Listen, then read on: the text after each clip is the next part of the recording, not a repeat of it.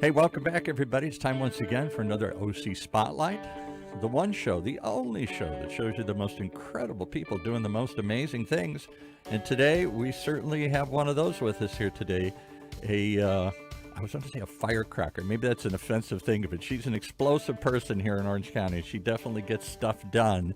I'm talking about Jayne Herring from the World Affairs Coucil of Orange County. Welcome to our studio here finally. Thank you, Paul. It's nice to finally be here. We have tried to get you in here for so long because I love what the Foreign Affairs Council does and how you have taken it, which was kind of a little sleepy organization, dare I say. I'm not going to be critical, and you've really put energy into it. You're kind of a firecracker. You do light a fire under things here and make things explode.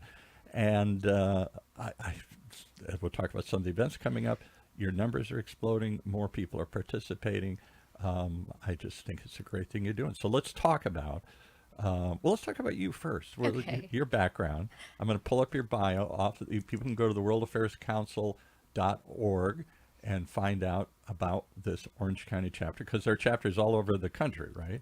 Yes, and actually they're not chapters. We are all completely independent organizations. I didn't know that. I figured you were all part of one parent group or something. Well, we do have a national office. There is a World Affairs Councils of America office that's based in Washington, D.C. Okay. Their mission is primarily only to focus on lifting us up and supporting us as we need to. Not every council contributes. Not every council wants to be part of that network, and that's okay.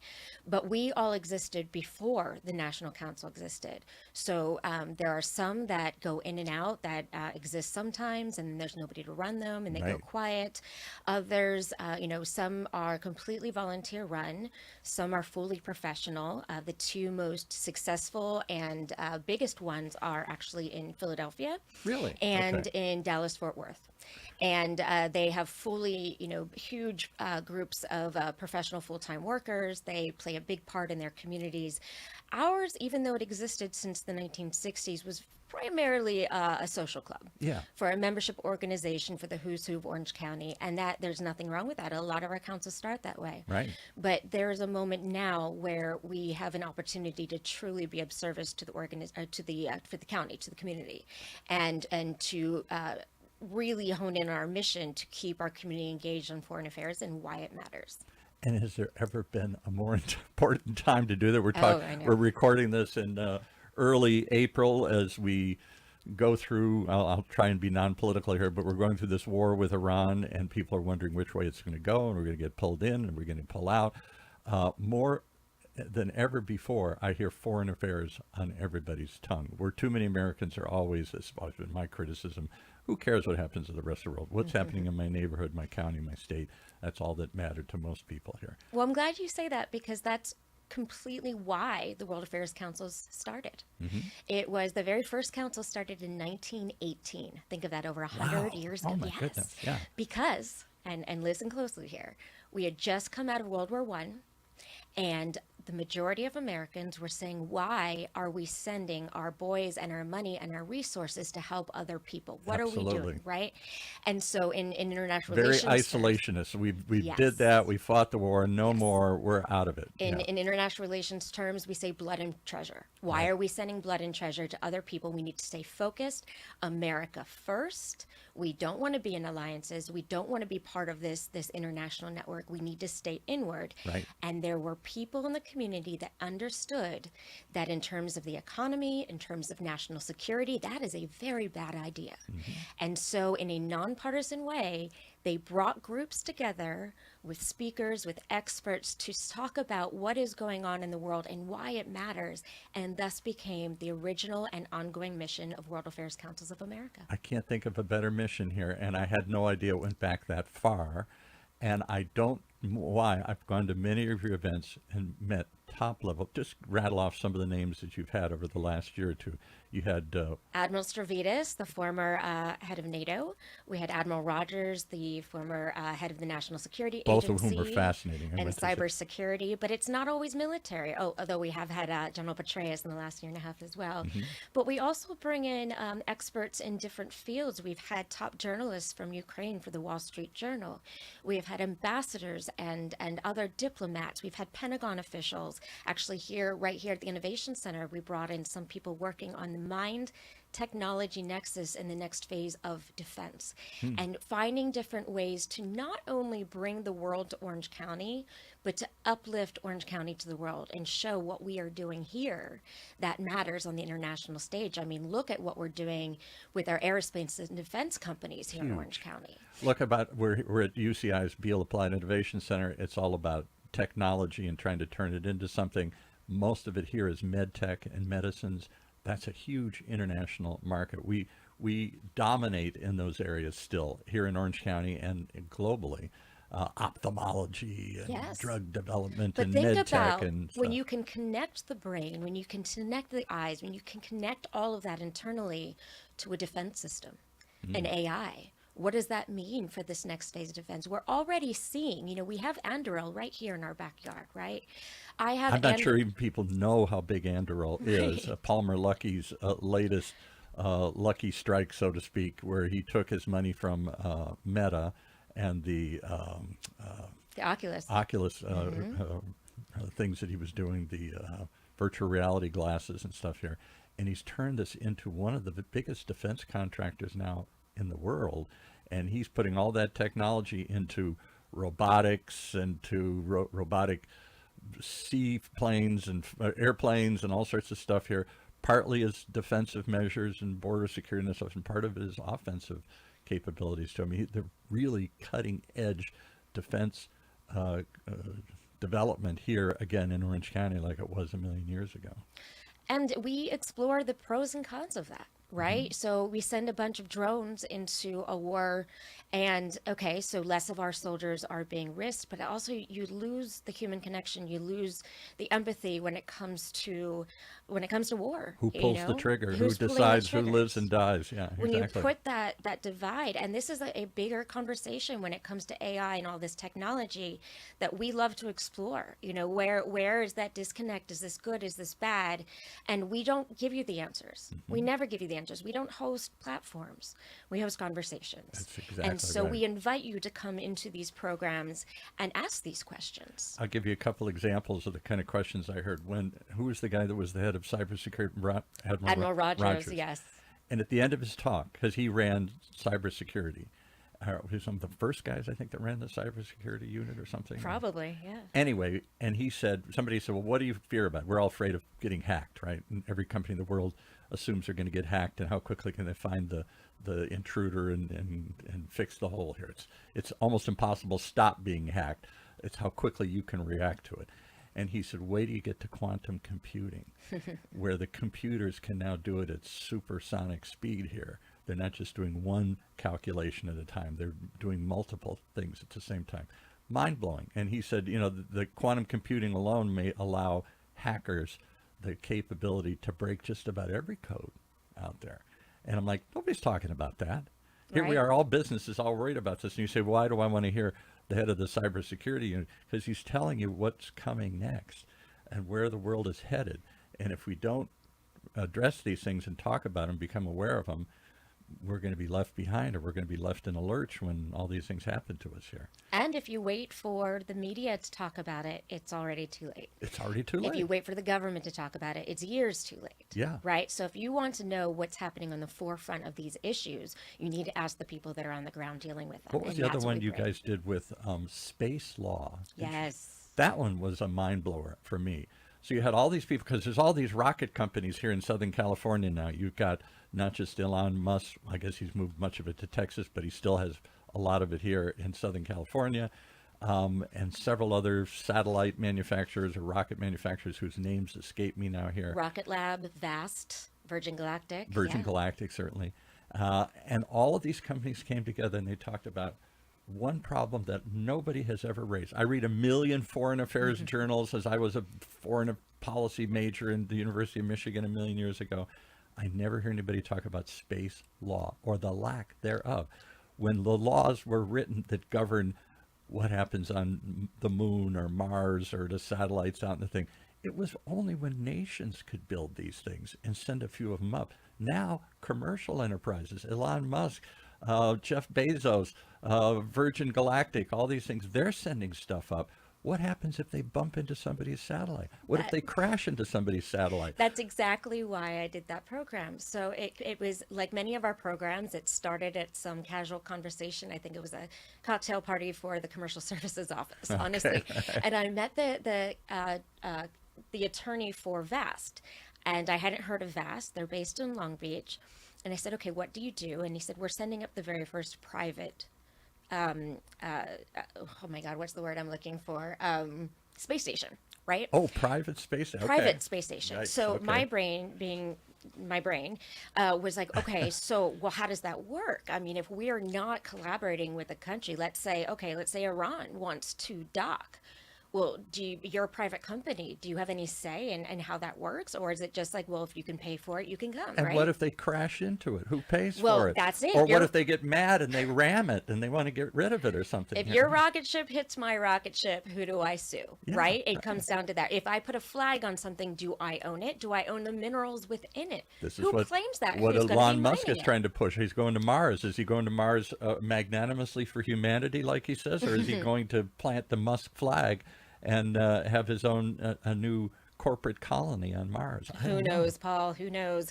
But what was great about that is when I started thinking about it, I found that we had one of the top experts in the world on space law already here.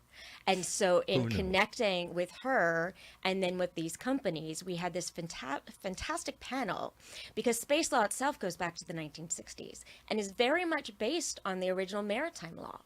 When we were going out and exploring the seas, okay, you find an island, who owns it? What are your rights Plant to a it? flag. It's mine now here. Yeah. Yes, exactly. And so the idea that we could take law of any kind and make it fascinating was a challenge I was so excited about. And it worked. was. Everybody was riveted because the example they gave, part of the things holding back space exploration is all these legal questions. The rocket blows up, and or it hits people on the way down, or it hits something, and mostly in outer space, it hits somebody else's stuff here, either accidentally or intentionally. There really is, it's the Wild West right now. Nobody envisioned any of this stuff. They didn't think there would be so many pieces flying through space put out by private enterprises and private corporations. That wasn't when they drafted these treaties, which were supposed to make space, off limits. You can't go claim all these parts of the universe here for your own country here. Those days are gone. Well, so this is why you got to go, folks. I'm telling you, it's fascinating stuff. It has real impact on our real lives, our daily lives here, and particularly businesses here in Orange County. Orange County is now, I don't know what the figure is, but what percentage of our economy's got to be based on global export? Well, I can tell you import? that in Orange County, we have $12 billion of foreign direct investment related wages. Wow. Wow. Over 2,000 foreign-owned companies in Orange County. 30% of our residents were born elsewhere. That's what I was going to get to. How many of our residents came from somewhere else? So we are the epicenter of this world trade. Whether you like globalism or not, or whether you want to retreat into an isolationist viewpoint, we're here in Orange County. We've already got, because we're on the Pacific Rim, because we bump up against the two giant ports, LA and Long Beach here, and because of all the cutting edge work that we're doing that's being sold around the world, healthcare, med tech, cybersecurity, all these things, we're in it.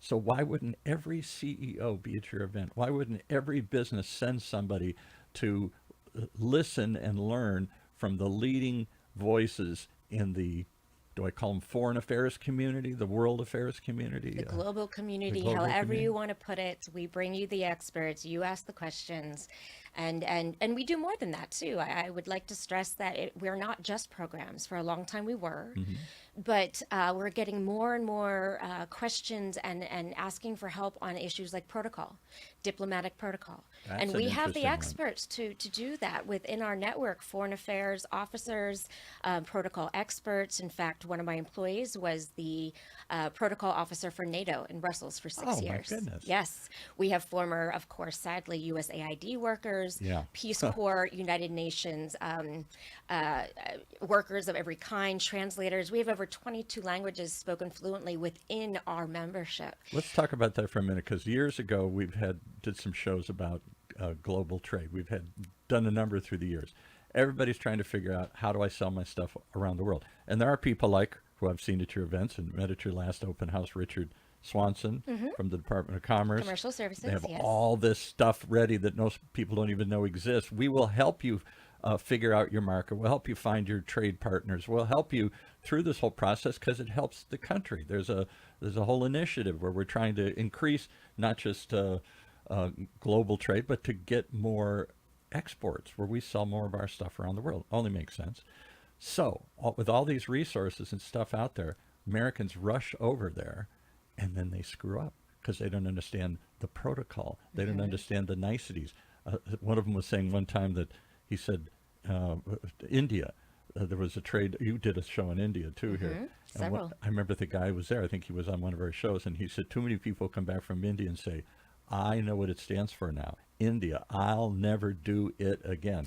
It's so slow. It's so bureaucratic. It's not go, go, go. Americans want over. I'm flying over. I'm here for 24 hours. Let's make a deal. It doesn't work that way in much of the world. They got to get to know you.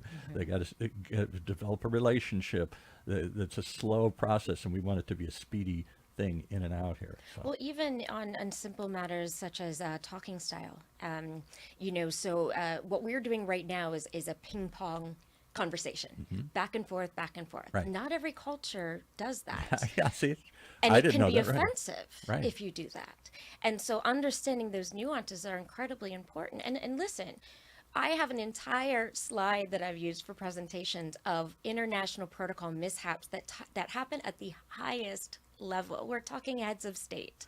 And it happens all the time, but because of that, you have to be really aware and understand where things can go wrong. Yep. And I want to talk about what you just said about doing business elsewhere. That also applies to international business wanting to come to Orange County. Yeah, right. Because I know for a fact that this has happened where they were greeted inappropriately or not greeted at all, and we lost that opportunity. Right. They left offended, and we're like, what did we do? Yeah. Right. Exactly. And so I want Orange County to understand that we are a resource, that we can help with that, and we want to help, especially, and this is a topic we have not hit yet, the major sporting events coming to the region in the next 5 years. I hadn't even thought about that. And We're going to have the it's whole not- world descending upon us here. It's yeah. not just the World Cup. It's not just the Olympics. There are some incredible international sports events that are coming here in the next 5 years, and I'm very concerned that we're not prepared for this.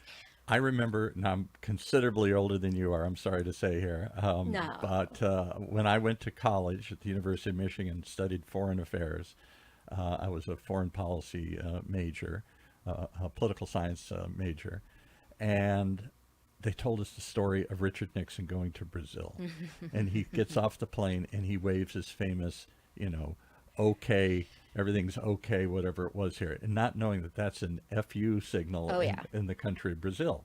And so it was front page news, this faux pas of the President of the United States getting off and doing what we thought meant one thing and meant a whole nother thing when you went over there. George H.W. Bush did the same thing in Australia. Did he? So, even at the highest levels, they sometimes forget or don't get the right advice. So imagine if you're going over to try and do business or welcoming people here. You don't want to inadvertently offend people. I'm told that in Japan, everybody has to present their business card. And partly it's because you got to see who has to bow lower. And, there's a certain protocol. Or are you bigger than me and stuff here? And we laugh and we roll our eyes and we say, come on, let's just make a deal. It's not that way. And that's what keeps us in trouble all the time. I always said we don't understand the world outside of our own borders. And that gets us in whether war or economic trouble over and over and over again. Yes. So anyway, let's talk about you for a second. Okay. I wanted to start there and we jumped right into the topic here. I tend to do that. On your World Affairs Council bio, it says Jayne Herring completed a degree in international studies and human rights at Southern Methodist University. Was that a good place to study international studies here? I love that question because it is kind of interesting how that all began. It was, I happened to be living in Dallas, Texas at the time. I've lived all over the country. Right. I'm originally an East Coaster, New York City. But I was living in Texas at the time. You strike me like an East Coaster. You're just always in motion and Yeah. always going and everything. Yeah. It's not always a good thing, Paul. I need to learn how to relax a little bit. But there's just so much to do. Yeah. So much to get done. But when I was living in Texas, it was the Syrian refugee crisis had just happened. And, we all have our origin stories. We all have what got us involved in something and, Right. and made us passionate. And for me, that was it. I'd always been involved and interested in international affairs. I was an exchange student when I was in high school, always part of my world. I worked internationally when I was in New York. I was always traveling and running Did delegations. your family support that? Did they? They had no idea what to do with it. No idea. Like my family. All right. Where I grew up, most people don't have passports still. Yeah. So right. it was like, what do we do with this child? But I figured it out eventually. And, I ended up in Dallas through personal reasons. And I was like, okay, I want to go back to school. I want to learn more about the world so I can make a difference, so I can do Right. something. And then while I was there, SMU did have a great international studies department.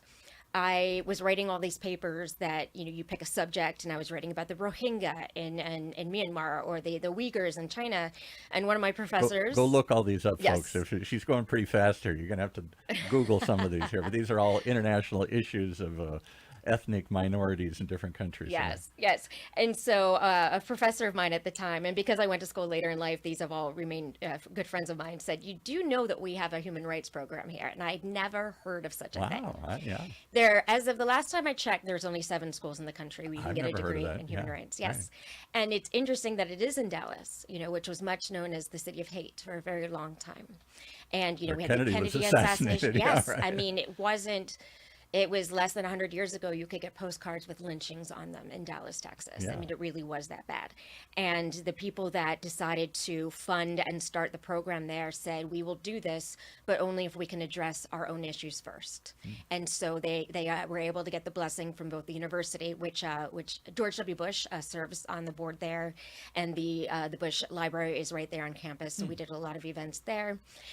Laura Bush went there. It's her library, so to speak.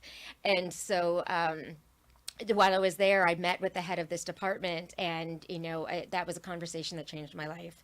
And I dove right in, and it just so happened that I finished that degree when COVID hit. And so seeing a lot of what we were studying in action and the importance of all of it, but then also why the work we were doing was being demonized, really made me acutely aware of what was happening We're around back the to demonizing again. We've gotten rid of USAID and soft power and helping people, and that's somehow weak and a waste of money and resources, I guess, or something. Yeah, apparently, but and we did do a whole program on that, which when you have to talk about an issue that can be divisive, that can be controversial, the importance is learning how to reframe debates in a way that hits the person that's listening. So if the humanitarian side is not something that affects you, maybe the financial part does. Right. And so we did an entire program of humanitarian aid as soft power. And we had representatives in global public health, Peace Corps, USAID, speaking about the work that they did. These were career people on the ground, one of whom was on the ground dealing with the Ebola crisis in African countries, and understanding the amount of money we save by tackling these issues where they're happening rather than waiting for them to get to our own shores. So reach people where they're at, whether they're on the left or the right, whether they're conservative and isolationist or whether they're a globalist at heart here. There is some part of the story that may touch them and may get them to think twice about either they support it or they don't support it. That's I really do appreciate. My biases come through too often here. I'm certainly an old hippie at heart here. But I do appreciate, we try and do it at the station here, streaming, not screaming. If we would learn to talk to each other, even if we disagree with each other, we could get a lot more done. I can work with anybody who cares. It's the apathy that I feel is the true enemy. Apathy is what frustrates me more than anything in the work And that I I see do. so much of that, not just in Orange County, but in America in general. When you talk about the world, they roll their eyes. Whether it's my daughter or people I know or friends, or they're like, I got enough problems right here. Why can't we just worry about what's right here? Well, it'd be wonderful if we could, but the world is more interconnected than ever before, and we keep getting examples of this over and over again. A war in Iran is suddenly affecting global economic markets all over the world here. Everything will eventually affect you. Everything. Yeah. And I don't mean to do that in a doom and gloom way or preaching in any kind, but just to raise awareness. So, for example, I am loving how the younger generations are kind of all in on fighting human trafficking, right? It's becoming Big it's issue. always happened, but it's something that suddenly is on the forefront of minds. And I'm so glad. I will take whatever gets you interested. I will take that and I will work with that. Right. But what they're not connecting it with is fast fashion. Is what? Fast fashion. Fast How much fashion. cheap clothing are you wearing for that you ordered on Facebook? You ordered from Shein or some of these other companies. That's what got. Who do you think's who was the making woman that was them? on Kathy Lee with Regis and everything? She was doing all this great work, and turned out her clothing was being made in some third world country. You see it all the time. Yeah. But it's Slave happening more than labor. ever now, and Right. it's because it's not as regulated as it was, and regulating gets a really bad rap. Sometimes there's a reason for it. You don't know what the working circumstances are. And again, this is not to make you feel bad, but if you care about one issue, you have to understand how it affects everything Or else. the whole blood diamond issue for years and stuff. Exactly. Everybody wants a diamond, but what did they have to go to dig that out? And child soldiers that in Africa that were collecting these things and selling these things and stuff. Yeah. And understand that cheap is not always cheap for everybody. Yeah. There is a cost somewhere, and if you're not paying it, somebody else is. Well, you have certainly dedicated yourself. After that, though, you went back to New York, and you worked in restaurants. You came out here. You worked in the Taste of Laguna Food and Music Festival. You did a lot of things. You were a special events director for our Pacific Symphony here. None of those sound like you're using your human rights and international studies thing. Did you finally find the place that fits you here? Oh, yes. Every job I've had has led me here. While I was doing all those jobs, I was on the board of the World Affairs Council. When I lived in Dallas, I worked with that World Affairs Council there, Which you like say I is one of said, the biggest and best, apparently. Yeah. It is. It is. It's quite successful because there are a lot of international companies that have their North American headquarters there. I mean, I Not loved, unlike Orange County, though. Yeah. Correct. I mean, I loved living in Dallas. I didn't think I would. I did. But it's a very common saying that the best part of Dallas is the airport. It's easy to get in and out. I mean, it's obvious why there's so much international business Yeah, there. right. And it's very business friendly, as we know. So even when I was there, Toyota has its North American headquarters there, and they sponsored my studies in Japan. So there's always these ways of staying internationally engaged if you want to, and we can help with that. I love working with Orange County students. Love You've working got, with them. what, two daughters? I met one of your daughters at some event. Looked like she was a teenager of some sort. Yep, I have. She was at the space law program. She is graduating from Laguna Beach High School shortly in a few weeks, and I haven't been able to get her to be as globally engaged as I would like, That's but what I'm there's asking, still because time. I can't get my daughter to show any interest in global affairs or whatever here. Dad, I got big enough problems right here at home with my kids and my life and whatnot. I hear that over and over again. Friends, successful CEOs and business people are like, Americans don't seem to be fascinated with, they might want to go travel the world, but they don't necessarily want to understand the world. And they rush over and they think, how much money do you want? We throw money around, or we think we can just throw our weight around and everything's going to fall into line. It doesn't always work. And we've had how many disasters and foreign affairs through the years, from Vietnam up through Afghanistan here, because I don't think we understand what these people are all about. We think they're just like us. Understanding and connection are just the two most important thing, and that's why I love what I'm doing with the World Affairs Council, what our mission is, what the mission of all the World Affairs Councils is, which is understanding and connecting. Yeah. Understanding, what you're experiencing may not be what somebody else is experiencing. Yeah, And exactly. what we do here, what you do every day, the choices that you make in Orange County affect the world, and what is happening in the world affects you here. I recently heard somebody say when, Taiwan sneezes, Ukraine gets a cold. Yeah, It is right. very, very common. Everything is connected. And when you look at it, and I understand it can be too much. I can understand that it can be too overwhelming, too doom and gloom. Right. But so that's why I'm trying to find these other ways to reach people in a way that could be fun.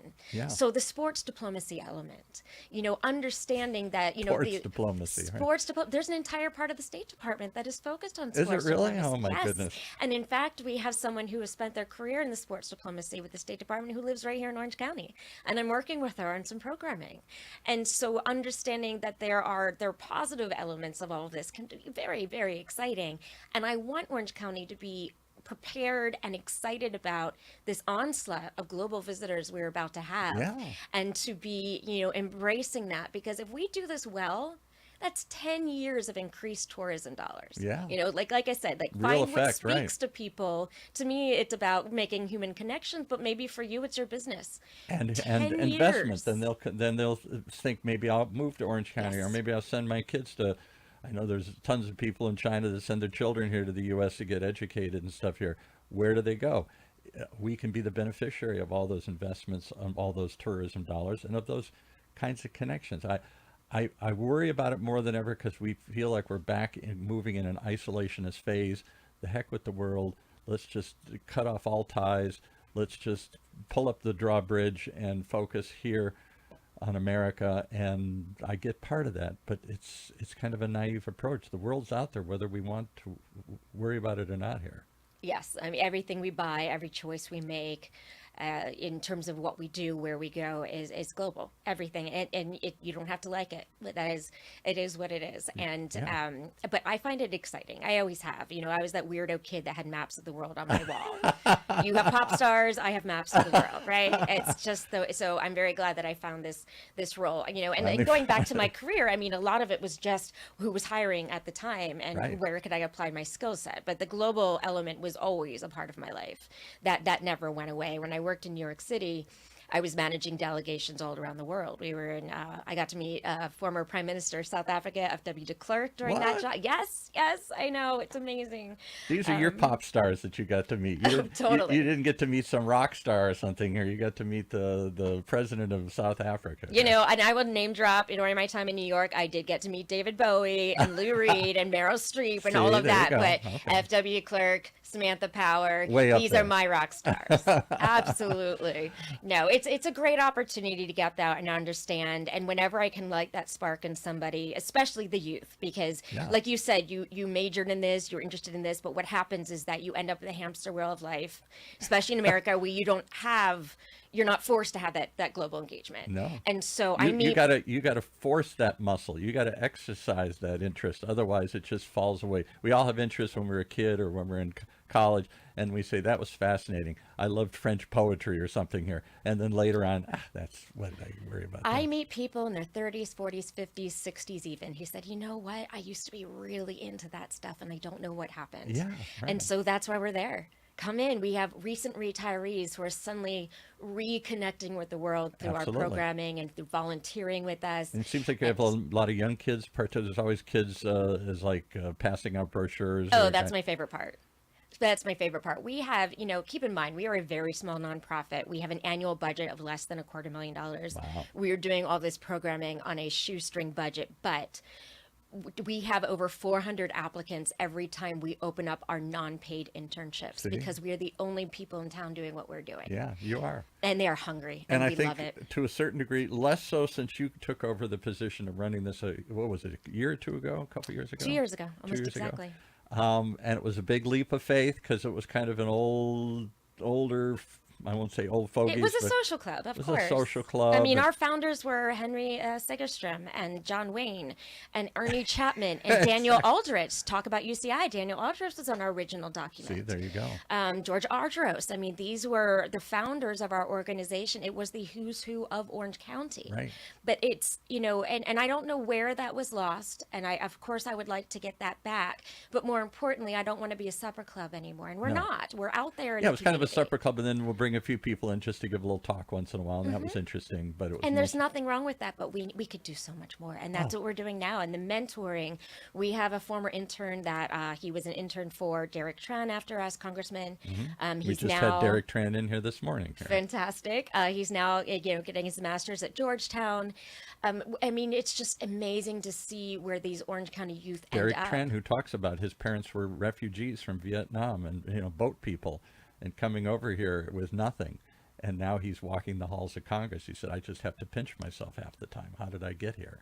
But that's the American dream. That's the American dream.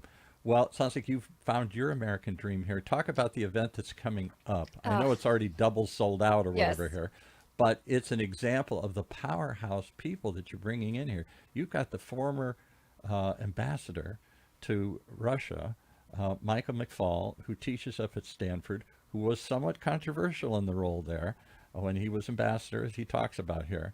But I just saw him on all sorts of national programs. You see him on the talking head programs at night all the Late time. night, Daily Show, he's all over the Very, place. very thoughtful, NPR. interesting approach to the world right now at a time when we're suddenly paying attention to the world because of all these world conflicts going on here. Sometimes we get lucky because every time we have a program, for the most part, every now and then we have a pop-up that just an opportunity that falls in our lap, and I Right. never want to say no to those when they happen. Right. An example of that would have been Colonel Alexander Vindman, who was the whistleblower in the first Trump impeachment. Right. He just happened to be in town, and we didn't have time to put together a program, but I reached out to some UCI professors. We met on campus with him, who Right. happened to be writing a book on whistleblowing. I mean, there's always opportunities, but when Ripped from the headlines Totally. is somebody you get here. Right? Yeah. completely.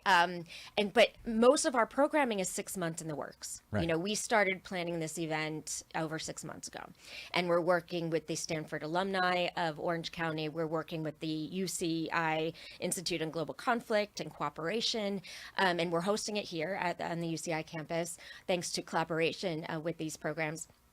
But the Because yours idea are that held all over different places. There isn't one location you go to. we try to be as accessible as possible, and that means going to South County, North Beach Right. City, wherever we need to go. But mostly it's wherever can host us, but we don't have to pay for it because I don't have the budget to do Right. it.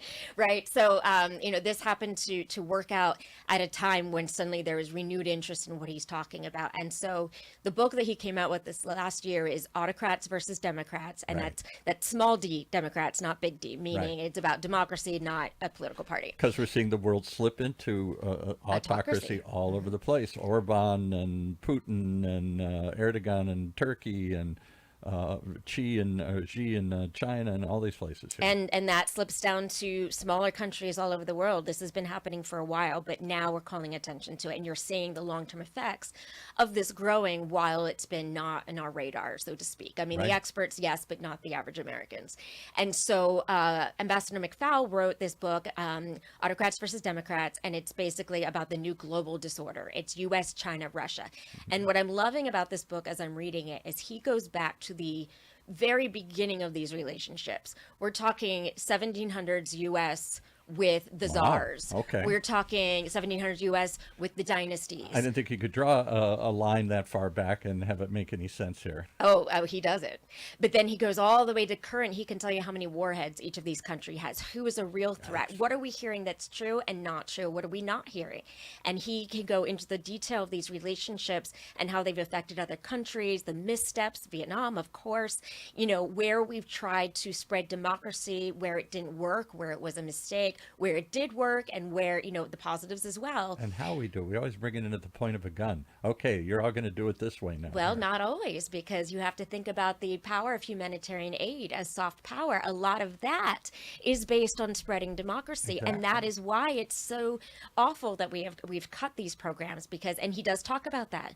The America First Radio. Listening to our Voice of perspective. America That's what I Radio, meant. Yes, listening to the American perspective on what is happening in the world was a vital part of staying connected for a lot of these other countries And that it's we have how now they- cut funding for. It's how they develop an interest and an appetite for what we call the American dream or the American exceptionalism that brings people to this country. They're in oppressed situations. They're in tough times. And they hear a voice that says there's another way and another place. And maybe it's a magical dream. Maybe it's not all the reality that we hope it is all the time here. But it's enough to pull people in continually to this country. Now, do we want that? I say yes, but that's under question right now, whether we want to pull up the drawbridge and say we're full or whether we only want to let a few in at a time. But to me, that's what made America exceptional. The fact that we took the bottom of the barrel from all over the world, the ones nobody wanted. Give me your tired masses yearning to be free, and give them a little freedom, a little opportunity, and a couple of generations later, it's me, it's you, it's all of us here. That's my little soapbox I speech agree. here, sorry. Personally, we do not take sides as a council, of course. But I will say that I have volunteered at the International Rescue Committee before in my career, and it is an absolute fact that the immigrants to the United States will usually put in more to the economy than the average American-born think person. so. So when you look at the numbers, it is really important that we get them. How we do it, what's legal, what's not legal, all of that is clearly got to nuanced. control it. You can't can't just be an open. It's all free-for-all. nuanced, but Yeah. we do programming on that, and we'll bring in an immigration attorney, we'll bring in a human rights person, we'll bring in all these different experts from different aspects, national security, to talk about it and discuss it from different perspectives, and you decide. Yeah. Right? We're not going to tell you how to think, but we can give you the experts to ask questions so that you can make your own informed decision. But that word informed is the crucial part. That's the key. And to show an interest, to show up, get a free meal. Well, not a free meal, you pay for it, but and they're not that expensive. What do most of your events go for here? I am working very hard to bring them down through sponsorships, through host partners, as much as possible. It got to the point because the cost of doing events in general, the economy right now, we used to do our programming in hotel ballrooms and Pacific Club and these lovely, lovely places, Right. golf clubs. I can't charge less than $150 a person if we do that anymore, and that Right. is not accessible. Right. Maybe you have a couple that wants to attend. Maybe they have to pay a babysitter back home. That's a $500 night. Exactly. That is not our mission. Our mission is to reach as many people as possible. So through partnerships and Including those who are collaborations- just curious, who may not be may not be foreign policy junkies like you and I, but who just say maybe that's something of interest. Maybe I would like to expand and maybe ask a few questions. I read about this. I'd like to hear some other experts tell me what they're seeing out there. And they are more than welcome. In fact, I love that. I love when I can get somebody that hadn't been paying attention before and Right. who come in and say, I was just kind of curious. You are welcome. You are more than welcome. You are why we are here. Right. Yes, we have the foreign policy experts, we have academics, and we have business and every aspect of diplomacy. But we also have people who just care. Every time I show are up, I'd run interested. into sit at somebody's table, and there's just people who are just curious. And I thought, wow, hooray, finally, somebody putting themselves out to cut through the noise and say, let me see if I can ask somebody who actually knows what they're talking about. And here. if it's not you, maybe it's the person sitting next to you. Maybe it's the person sitting next to you. Curiosity is my favorite part of being human. Me too. Learning. That's what propels this whole station. I'm endlessly curious about what you do and everybody does here in Orange County, and we're always trying to spread these stories. Well, it's a great story. Jayne Herring. You can tell she's just maybe the firecracker is the wrong image. I know she's making a take face. it. She's a force. She's a dynamo. She's in motion. She's constantly going, and she's been a breath of fresh air for this organization and taken it to new levels it should be at, and even further, I hope. The McFaul thing comes up when? That's already sold out, I guess. It's sold out multiple times. It is April 17th. It'll be on the UCI campus. But please, if you're interested, even if we can't get you in, please reach out. We will be doing more programming, and we'd love to have you be the first to learn And what's about the it. next one after that? We are in a little bit of a pause. We are looking for a new office space right now. We are going to be, we have many programs ready to go, trust me. Right. But we have to make sure, the non-fun part of a nonprofit is stabilized, making sure that we have the income that we need, that we have the Right. intern force that we need, that we have an office space. These are all parts, unfortunately, that I also have But to people deal can with. become members too. They don't have to just pay to go to an event. That's what Correct. you're trying to get more. How do they become a member, and what kind of, or corporations could sponsor you? There'd be a noble thing. Put your name on the program and help bring some of these programs to life here, not just for the community and for your collective organization, but for your own edification. There's a fancy word. For your own knowledge, for your own learning, because you guys have access to some of the best minds. The people you see in the front pages, the people you see on the evening news, they're coming through Orange County because of you.